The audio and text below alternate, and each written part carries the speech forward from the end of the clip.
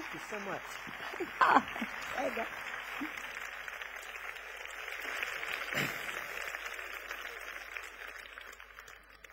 Before coming here, I studied Italian on a tape. It was a Learn to Speak Italian tape. So I learned to say, quanti soldi ha? And io non voglio mangiare con lei. But I didn't learn to say that it's an honor to be here, and thank you very much for coming.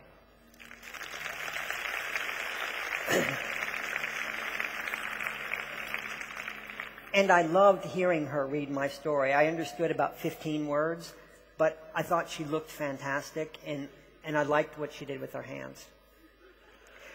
This story is called Author, Author. If anything should be bracketed by matching bookends, I suppose it's an author tour.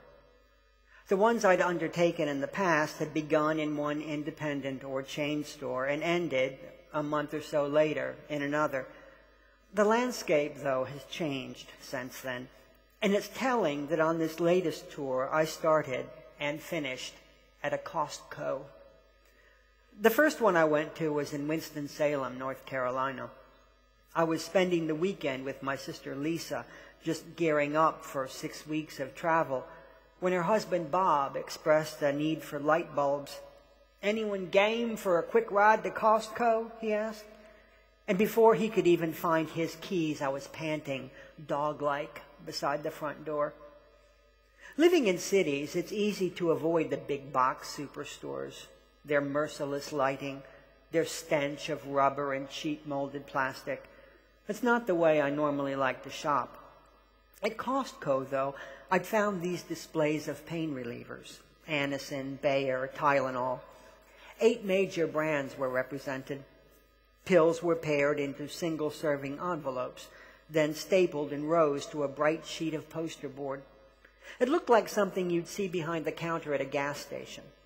There, the packets might cost $2 each, but here the entire display, maybe 150 doses, went for just $12. At home, I'd buy a bottle of Bufferin or ibuprofen and leave it at that, but when I'm on tour, it's packets I need, not for myself, but to give as gifts to the people who have come to see me. Say it's someone's birthday or anniversary. I always offer the shampoos and conditioners taken from my hotels, but they provide only so many, and with a good-sized crowd, you're empty-handed before you know it. Adults get something for special occasions, but the bulk of my presents go to teenagers, who qualify by virtue of their very existence. Real fun is right at their fingertips, but instead of taking bong hits in a stolen car or getting pregnant in a neighbor's tool shed, they've come to a bookstore to hear a middle-aged man read out loud, and for that they deserve a token of my gratitude. The beauty of pain relievers is that they're light and easy to pack. On top of that, they're actually useful. "Here you are," I'll say to a 16-year-old.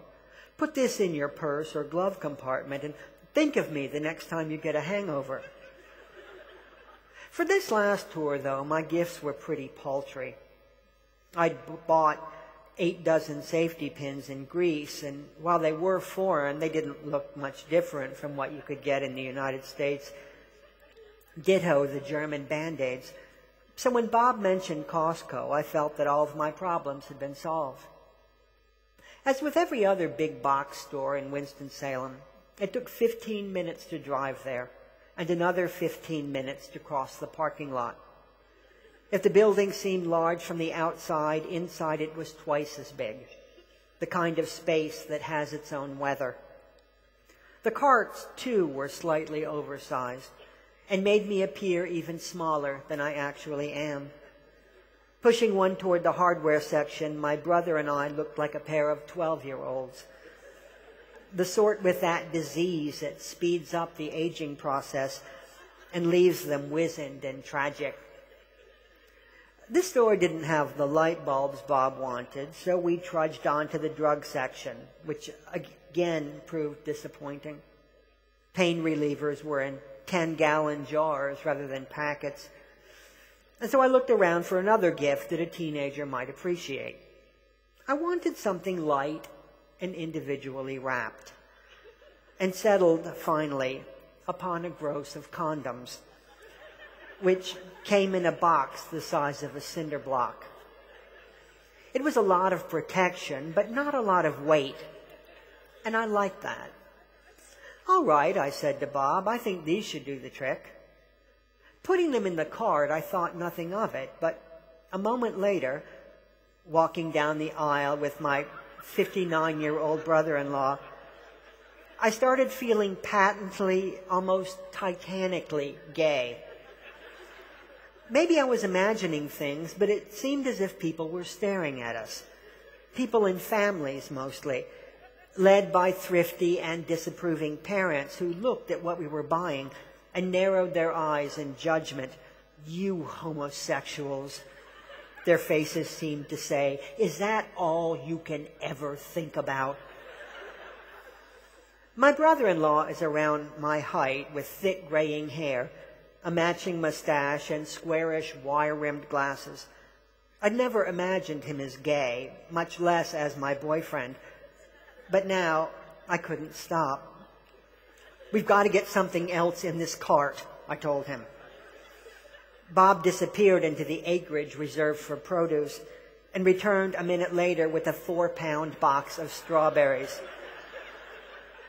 This somehow made us look even gayer.